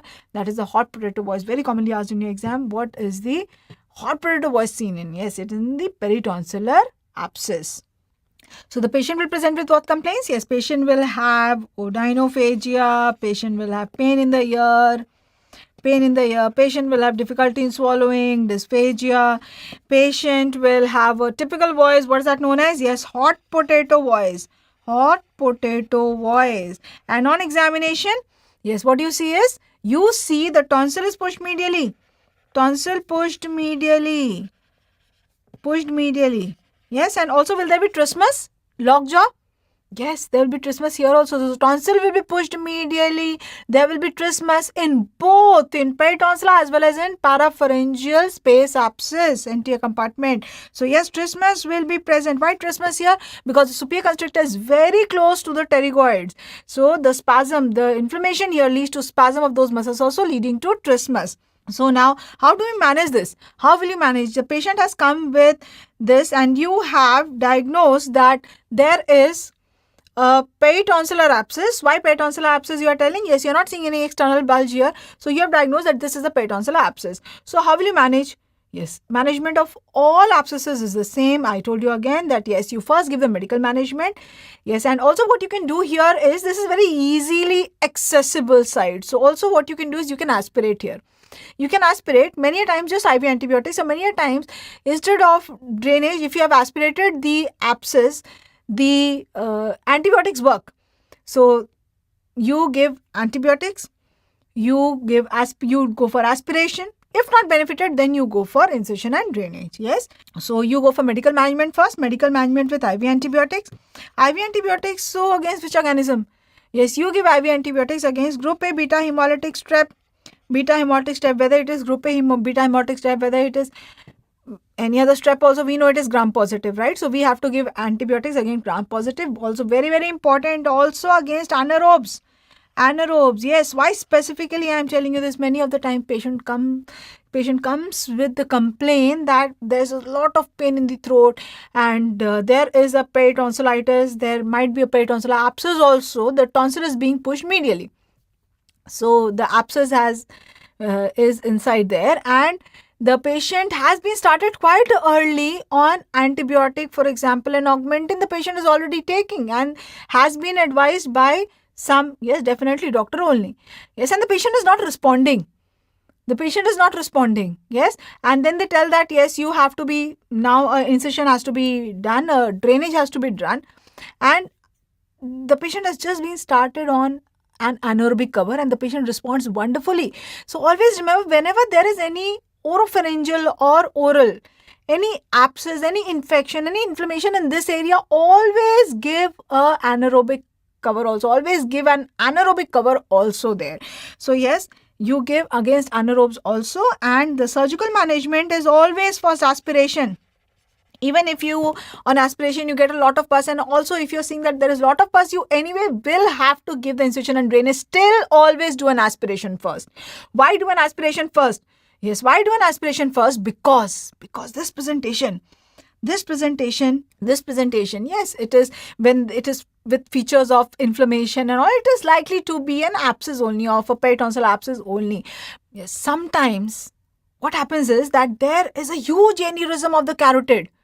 Yes, and the patient has some difficulty in speaking, has some difficulty in swallowing because of the tonsil being pushed medially. It's a huge aneurysm from the posterior compartment. It is now coming into the anterior compartment also, and it is pushing the tonsil also medially. And now patient had some difficulty in speaking, some difficulty in swallowing, but it was not painful, so he was okay. And now the patient has had a super added infection of the oropharynx, and now the patient has a tonsillitis like features, and now the patient has come with these complaints of pain in the throat, difficulty in swallowing, and when you examine, what you see is that the tonsil is pushed medially, and the features are also fever, there is pain, so you think it is inflammatory condition. And what if you do not aspirate? Yes, and you just give the incision. If it is a carotid aneurysm, you will lose the patient there itself. And yes, this incision and drainage is not done under GA. It is just under local anesthesia. Patient is made to sit in front of you. You give the incision there, inside the mouth. Where do you give the incision? Yes, the incision is given at the site of maximum bulge. Either at the site of maximum bulge, or it is given just lateral to a point where, if you draw two lines, one is at the anterior pillar and the other is at the base of the uvula. So where they meet, you give an incision just lateral to it, because if you give an incision here, then the chances of difficulty in opening the mouth following the healing is very little. So that is why you give the incision here. So, and this incision you give under, you do not give it under GA. Yes, the patient is sitting in the OPD there, and just imagine you have given incision and this is carotid aneurysm. What will happen? The patient will die there and then itself. So it is mandatory that you always aspirate first. Yes, we had a similar case. I think that time I was an SR, or I don't remember, maybe a PG. And what the patient came with this complaint, very similar complaints of inflammation, and when we examined the oral cavity, what was seen was that the tonsil was pushed medially. There was a huge bulge of the soft palate also, and yes, it was appearing very much like a peritonsil abscess. But we know that yes, always an aspiration has to be done, and when the aspiration was done, it was so lucrative that just give an incision. And always the interns always tell her that, ma'am, next time we get a patient like this, give me the patient to do incision and drainage. It is my chance next time. Yes, and the intern who was with me was so much wanting to give the incision. I told him that please, first, always aspirate. In fact, any other places also, you always aspirate an abscess first. Yes, but this is all the more important. Why? Because the internal carotid is so close to that area. Yes, and only when your mind knows, your eyes will see that. So the aspiration, the moment the aspiration was done, what was seen was that there was all blood in the syringe. Yes, the investigations were done, and yes, the patient had a huge carotid aneurysm. The patient was admitted and the patient was being worked up for managing that aneurysm, and in the meanwhile only the aneurysm ruptured and the whole ward was in the pool of blood, all the bed, everything was in the pool of blood, and the patient died there. But what if you give the incision there in the OPD and the patient died because of that? Yes, so only when your mind knows, your eyes will see. That is why it is very important for your mind to know. That is why if in a surgical branch, your anatomy has to be crystal clear. Yes, so you have to know that yes, this is an area where tonsil, if pushed medially, can be a presentation of the peritonsil abscess. It can also be a parapharyngeal abscess. It can be an aneurysm of the carotid also with a superadded oropharyngeal infection, a superadded tonsillitis, a pharyngitis. So you have to keep all this in mind. Always aspirate first. Even if you're planning for an incision and drainage, always aspirate first. So yes, we do aspiration.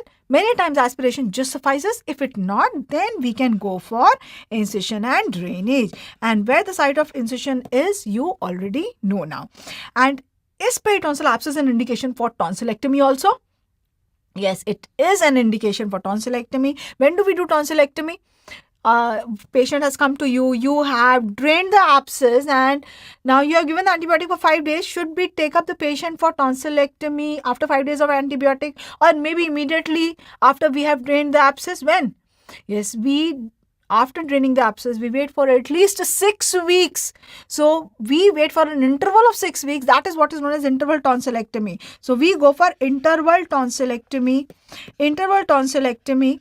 And that interval tonsillectomy is after an interval of 6 weeks. 6 weeks of the last episode. It can be a last episode where you have done a drainage, where you have not done a drainage. In any case, after 6 weeks of the last episode and of one episode in children, this is not very common, right? And just imagine that this is not done under GA. This is done in local anesthesia. In children, it will be very difficult if the child has recurrent peritonsil abscess. If the child has once peritonsil abscess, chances of having it is again, anybody has, then the chance of having it again, it means that the crypta magna is reaching up till the peritonsillar space. So it can transmit infection again. So what you have to do is you have to remove the tonsil. You have to go for a tonsillectomy in children even after one episode of peritonsillar abscess. After one episode in children, and in adults, 2 episodes. So of 2 episodes in adults. In adults. So quickly tell me the complete management of peritonsillar abscess. Complete management. Yes, antibiotics. Yes, aspiration or incision and drainage, or maybe aspiration and then incision and drainage also. If there's a huge abscess and aspiration reveals that there is pus, then you might want to drain it also. So incision and drainage, followed by tonsillectomy after 6 weeks. What is that tonsillectomy known as? Interval tonsillectomy. Earlier, what used to be done was hot tonsillectomy or abscess tonsillectomy. What was hot tonsillectomy? Hot tonsillectomy or abscess tonsillectomy. Yes, this is abscess tonsillectomy. Yes, abscess tonsillectomy. Now, what is abscess tonsillectomy is that when the patient has come with an abscess, so surgeons should think that I will do an IND now and later on I will have to go for a tonsillectomy also. Why expose the patient? Why subject the patient to surgery twice? So why not, when the patient has come with abscess, do a tonsillectomy that time only? Yes. Do you do any surgery in acute infection? No, you don't. There are increased chances of hemorrhage, increased chances of septicemia. So abscess tonsillectomy is not done. It is not done. What is done is interval tonsillectomy after an interval of 6 weeks. Yes. So now next time, if this picture is given to you, or if you see a patient like this, will you be able to differentiate whether it is a peritonsillar or a parapharyngeal abscess? Yes or no? Yes. Yes. Will there be tonsil pushed medially in both? Yes or no? Yes. Trismus in both? Yes or no? Yes. Bulge at the external, at the angle of jaw in both? Yes or no? Bulge at the angle of jaw will be present only in parapharyngeal abscess. The lower limit of the parapharyngeal spaces, hyoid. Upper limit of the parapharyngeal spaces, base of skull. What is the shape of parapharyngeal space? It is like an inverted cone. What is the medial boundary of the parapharyngeal space? Medial boundary of parapharyngeal spaces? Lateral wall of the pharynx. Lateral boundary of the parapharyngeal spaces. Quickly tell me, lateral boundary of parapharyngeal space. Yes, medial pterygoid, mandible, masseter, and parotid. Okay, quickly tell me the contents of the posterior compartment of the parapharyngeal space. Contents of posterior compartment. Artery, internal carotid vein, IJV nerves, 9th and 11th, 12th, along with cervical, sympathetic chain. Okay, so how do we differentiate a peritonsillar and a parapharyngeal? Tonsil pushed medially in both. Trismus present in both. Bulge at the angle of jaw only in parapharyngeal. Pain in the ear in both. Incision in peritonsillar is intraoral. And in parapharyngeal is an external incision. External incision below the angle of mandible. Always how much below? 2 to 3 centimeters below, to prevent injury to which nerve? Marginal mandibular branch of facial. Yes. And what is the communication of the peritonsillar space? Peritonsillar space has communications with other space. Yes. Infection from the peritonsillar space can very easily go into the parapharyngeal space. Parapharyngeal space has communication to the peritonsillar space. Parapharyngeal space is a central space. It has many communications. We know where the parapharyngeal space is. Yes or no? Yes, we know that this space here, lateral to the pharyngeal wall and in between the pharyngeal wall and the mandible, right? This is the mandible. So that is the parapharyngeal space. Yes. So this communicates not only with the peritonsillar space, but also, just see here, it communicates with the submandibular space. It communicates the posterior compartment here. It communicates with the retropharyngeal space. So the parapharyngeal space is a central compartment, and it has multiple communications. Has communication with the peritonsillar space. It has communication with the submandibular space. It has communication with the retropharyngeal space. Yes, peritonsillar space has communication with the parapharyngeal space. Through veins, through lymphatics, through vessels. Yes, and any infection can go either ways from here. So now, do you know the spaces around the pharyngeal wall? Quickly tell me, what are the spaces behind the pharynx? Behind the pharynx, yes, we have the three fascias, BAP, buccopharyngeal, alar, and prevertebral, and we have the three spaces. Quickly tell me, which three spaces? Retropharyngeal, danger, prevertebral. Lateral to the pharynx, which space do we have? We have the parapharyngeal space. Yes, and lateral to the tonsil, just lateral to the tonsil, we have the important space. Which space is that? Is the peritonsillar space. Yes, now we have another very important space, and that is this space. What is this here? Yes, this is the submandibular space. So what is the submandibular space? Where exactly is the submandibular space? Submandibular space is the space in the floor of mouth. In the floor of mouth. What is the submandible here, right? So it is in the floor of mouth, means below the tongue. Below the tongue, the skin of the floor of mouth, and the external limit is the deep cervical fascia from the mandible to the hyoid, right? Up till the skin here. That is the submandibular space, and this submandibular space is divided into two compartments by the mylohyoid. So this mylohyoid divides the space into two compartments. Okay, now just see here. This here is the submandibular space. This is the submandibular space, right? So it is bounded superiorly by the floor of the mouth. Inferiorly, it is the fascia that is in between the mandible and the hyoid, right? And anteriorly, or we can call it anteroinferiorly, we have, yes, this, what is this? This is the anterior belly of the digastric, and posteriorly we have the posterior belly of digastric. And this muscle that we are seeing here, this one, this muscle here, this is the mylohyoid. So this divides the submandibular space into two compartments. Yes. The compartment above the mylohyoid, this is what is known as the sublingual. This is known as sublingual compartment. Whereas below the mylohyoid, this is what is known as submandibular compartment. Sometimes it is also known as submaxillary, or it is known as submandibular compartment. And because the mylohyoid divides it into two, the mylohyoid is also known as oral diaphragm. It is known as oral diaphragm. Now, in the sublingual compartment, we will have which gland? Yes, we will have the salivary gland, sublingual gland.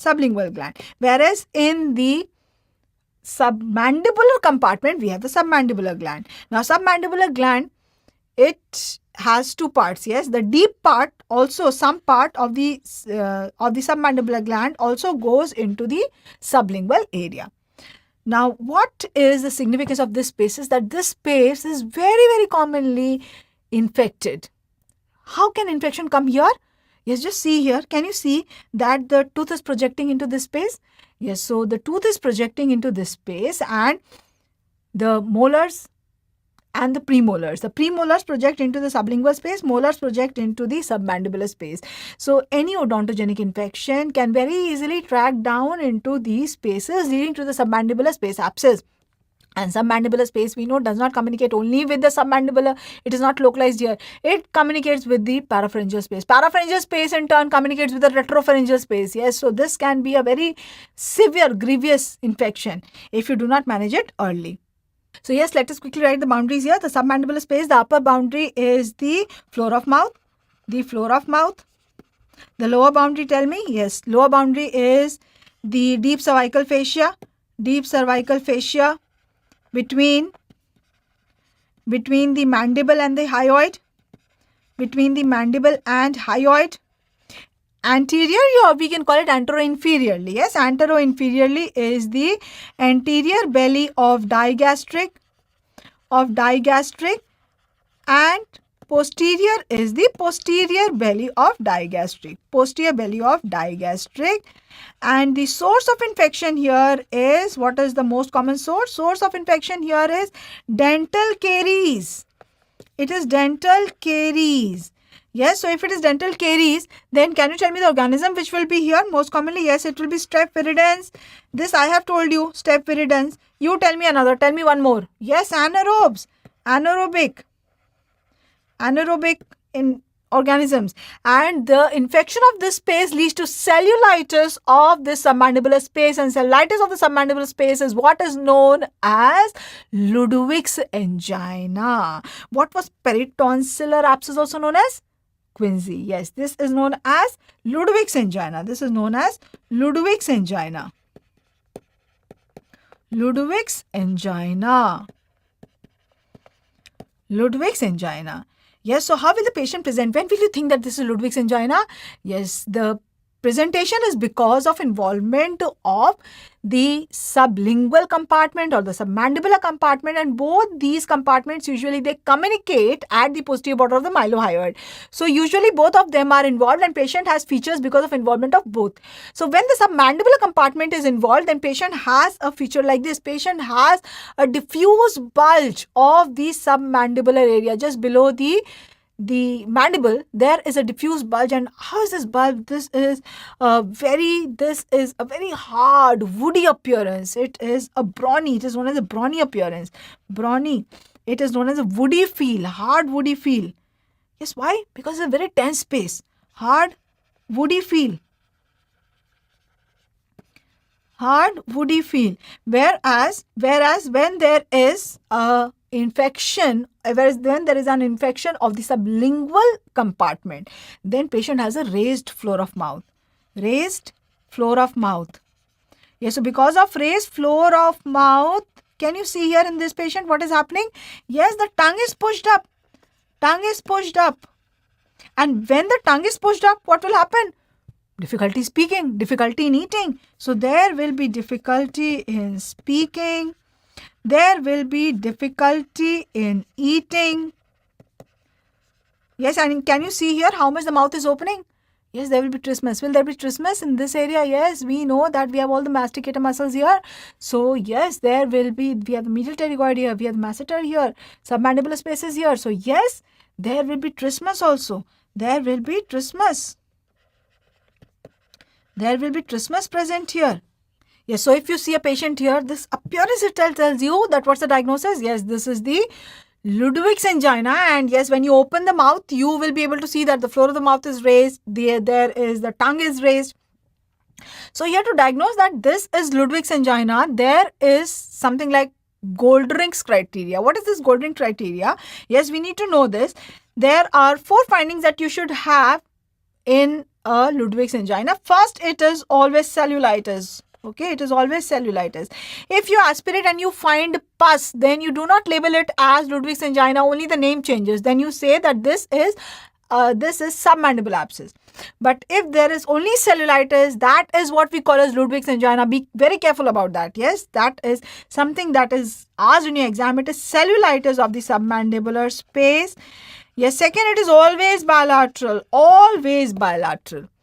Yes, and third is that here there are salivary glands also in this space. We have the sublingual, we have the submandibular salivary glands. They are not involved here. So the sublingual and the submandibular salivary glands are not involved, and this infection does not spread through lymphatics. This spreads through tissue spaces. It spreads through tissue spaces. Right now, out of these 4 criteria, 2 are mandatory for you to know. They are the first 2. It is for cellulitis and it is always bilateral. Okay, so here this is the patient, and just a look at the patient tells you that this is Ludwig's angina. Yes, you will see and you will find the typical history of a carious tooth, and yes, patient will tell on and off, I have very severe pain in my tooth, and you aspirate and yes, there is no pus. It is cellulitis, so much of cellulitis. There is, the feel is very hard woody feel. There is brawny edema, and you diagnose that this is a patient of Ludwig's angina. How will you manage this patient? Will you go for incision and drainage? Is it an abscess? So that is again another thing that you need to remember. This is not an abscess, this is cellulitis. Okay, so that is what is asked in your exam. Second, what is asked is what is the management. So yes, the management you have to know again. Yes, give antibiotics, and more important here, just see here, it is here. Yes, and this can easily spread to the next spaces. It can go up. So many times when the patient comes, you are seeing that in this patient, just see, maybe the infection is going down also. So airway, the management of the airway, to secure the airway is very, very important. Yes, and in these patients, we know that there is trismus, there's difficulty in opening the mouth. So maybe intubation is not possible. In that case, if tracheostomy is required, should be done. So airway management is crucial. Next, yes, you give antibiotics. If does not benefit, should we go for IND? This is not an abscess. Should we go for IND? Yes, we have to go for IND.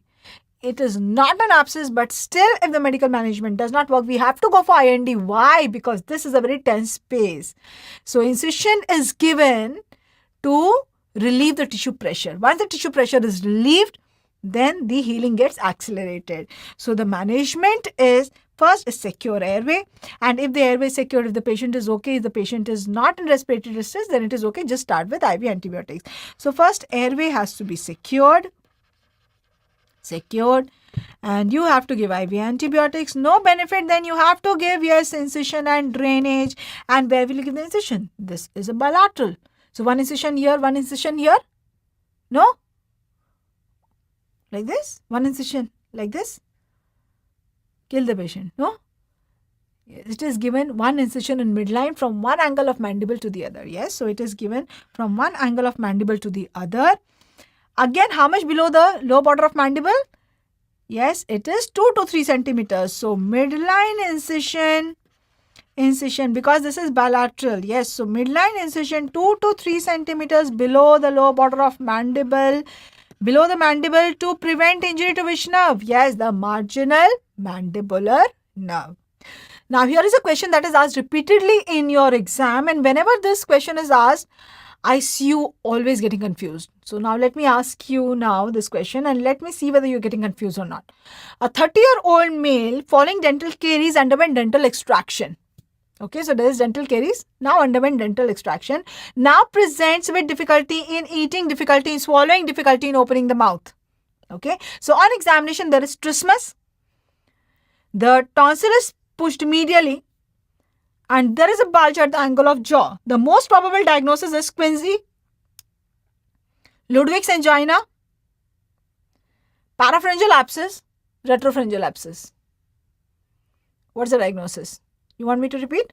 30-year-old male, following dental caries, dental extraction, now presents with difficulty in swallowing, difficulty in opening the mouth, difficulty in eating, and on examination there is trismus, tonsil pushed medially, bulge at the angle of jaw. Tell me. So whenever this question is asked, what you see is, okay, following dental caries, underwent dental extraction, okay, the first choice, Ludwig's angina.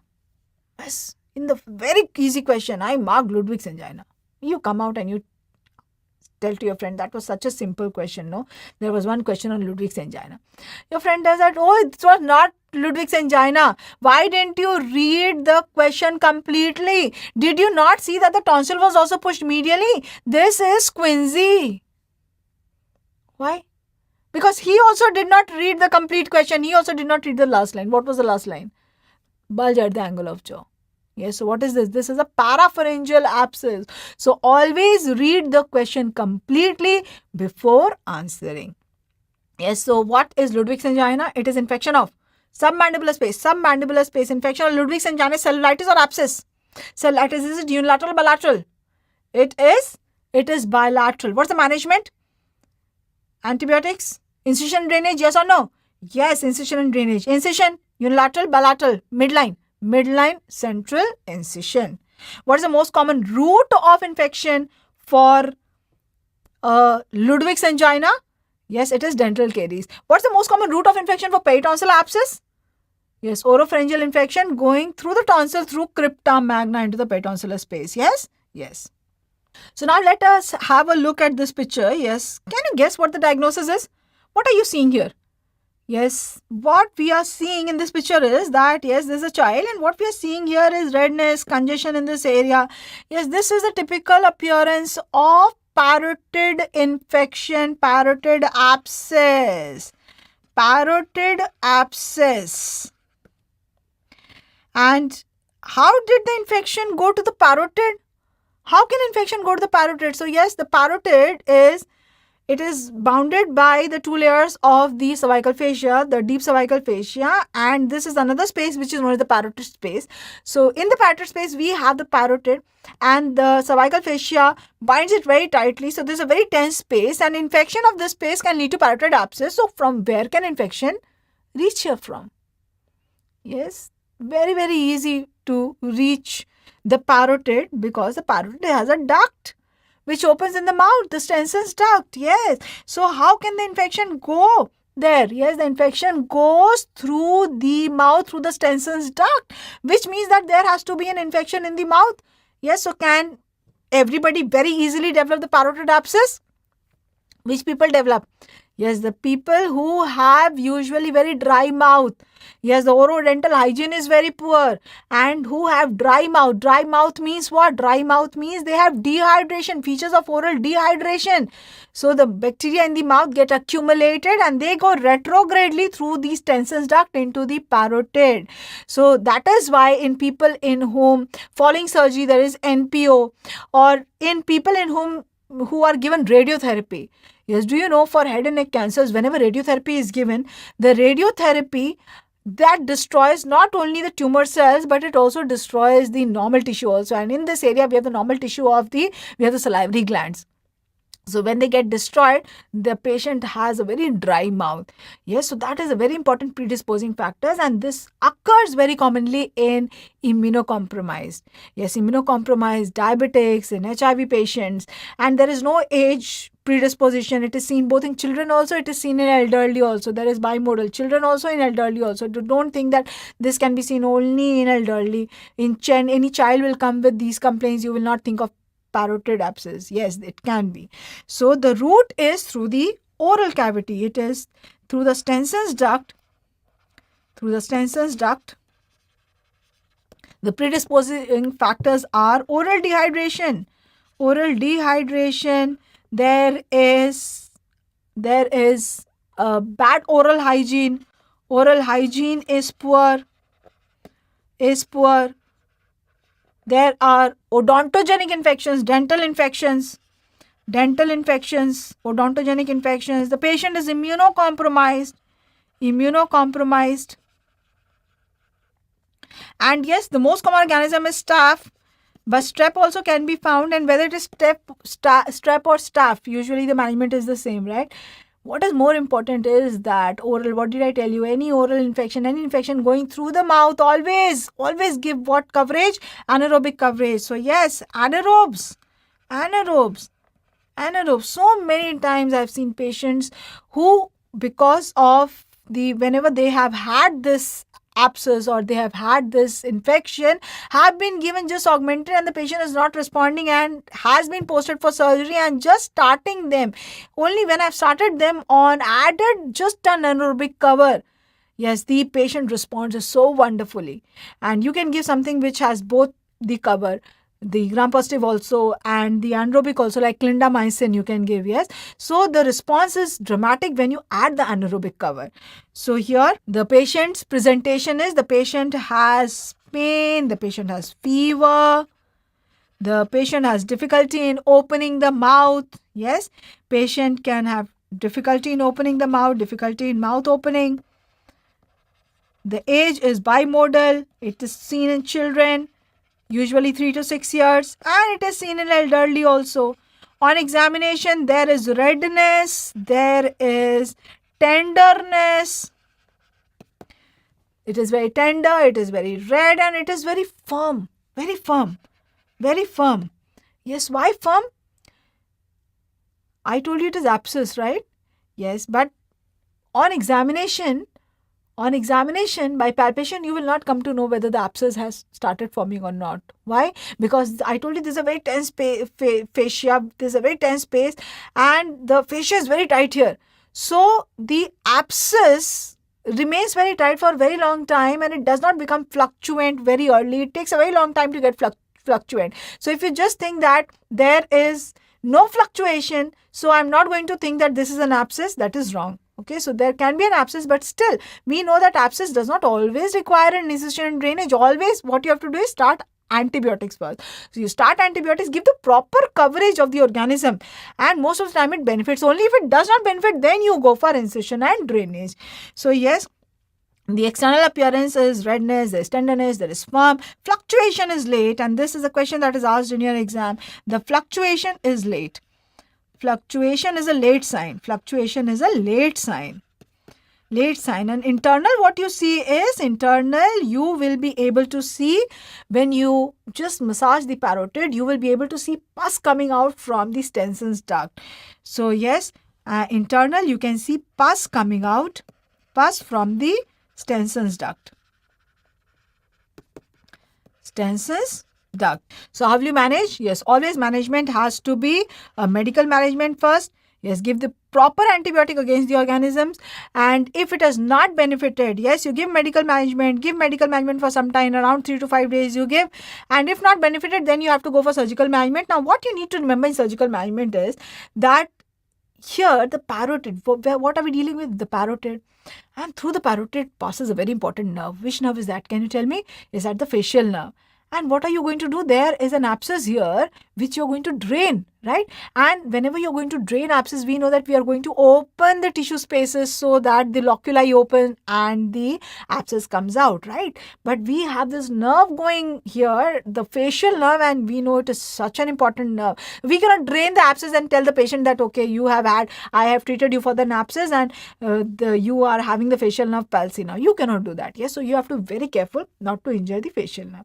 So the external incision that you give is to give the patient a cosmetic scar. Yes, so you do not give a horizontal incision anywhere here or a vertical incision anywhere. You give an incision like this, the same incision that you give for parotidectomy, a vertical incision like this. What you give, yes, that is just in front of the pinna so that the cosmetic scar on the face does not come, and then you raise the skin flap. Now next, the dissection.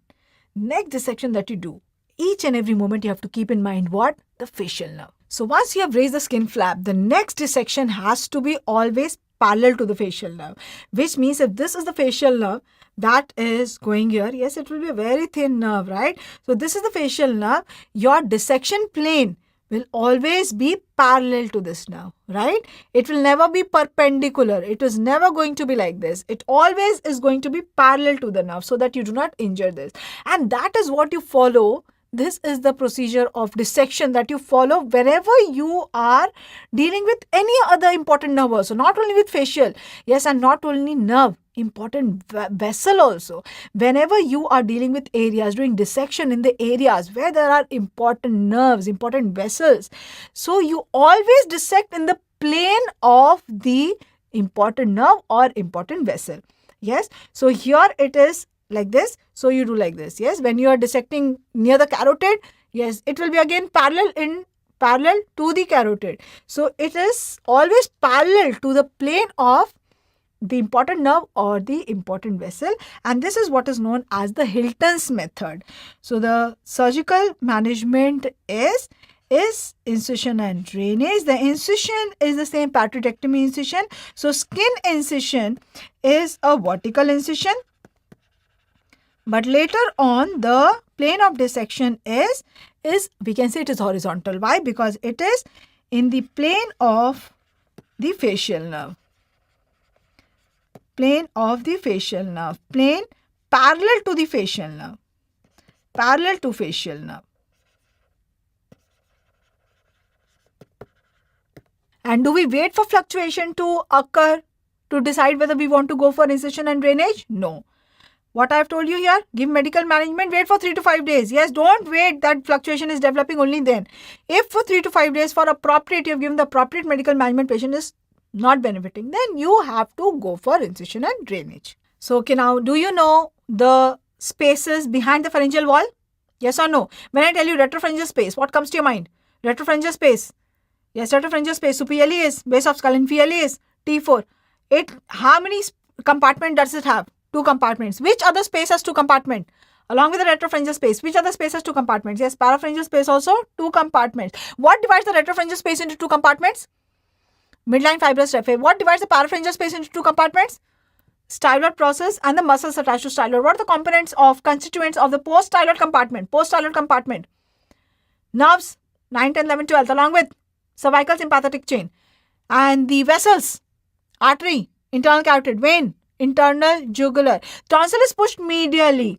Tonsil is pushed medially, pushing the uvula to the opposite side, and there is a bulge of the soft palate above. Tell me the diagnosis. Is it peritonsil or parapharyngeal? Can be anything. Okay.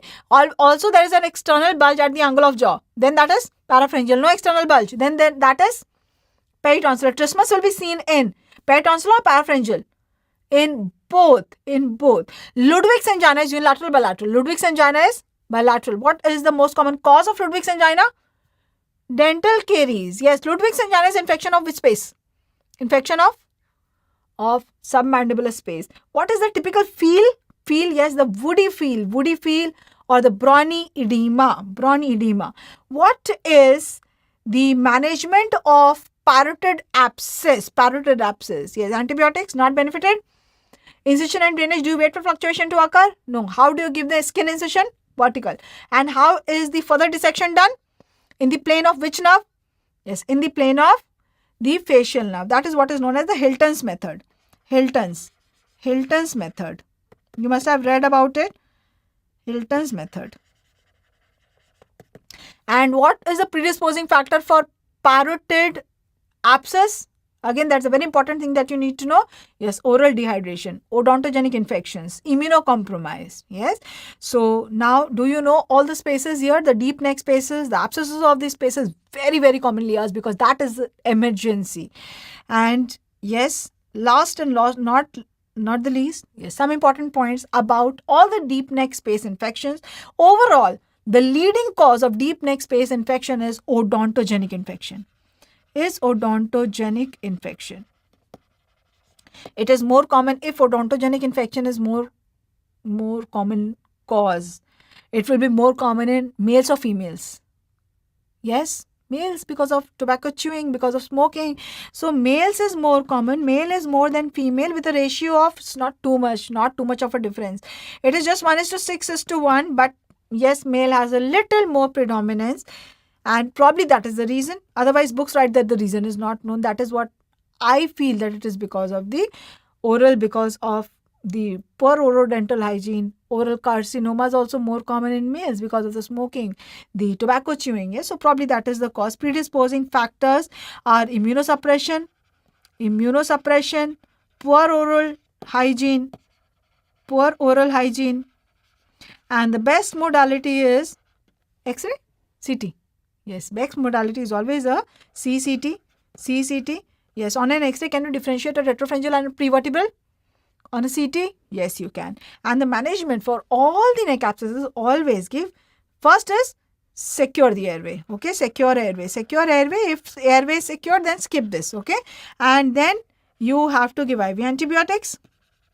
No benefit. For 24 to 48 hours, no benefit, then you go for surgical management of drainage of the abscess. Surgical management in which abscesses is intraoral. In peritonsillar, do you give an intraoral incision? Yes or no? Yes, peritonsillar. In Ludwig's angina, can you give an intraoral incision? Ludwig's angina, where is the incision? You give an incision external, right? Yes, from one angle of mandible to the other, and that is in most of the cases we give that incision only. Rarely, if it is only limited to the floor of mouth, the sublingual space, that is very, very rare. In that case, an incision can be given inside the mouth also, but that is very rare. But yes, if it is asked that oral incision can be given in Ludwig's, yes, it can be given, but usually if it is asked what is the preferred incision, that is an external incision. An external incision in the neck, can it be given in a parapharyngeal abscess? Now, if you are giving a neck incision below the lower border of mandible, you have to be careful about which nerve? Yes, the marginal mandibular nerve. So that is what you need to know in deep neck space infections and the spaces, clinical anatomy of the spaces of the neck.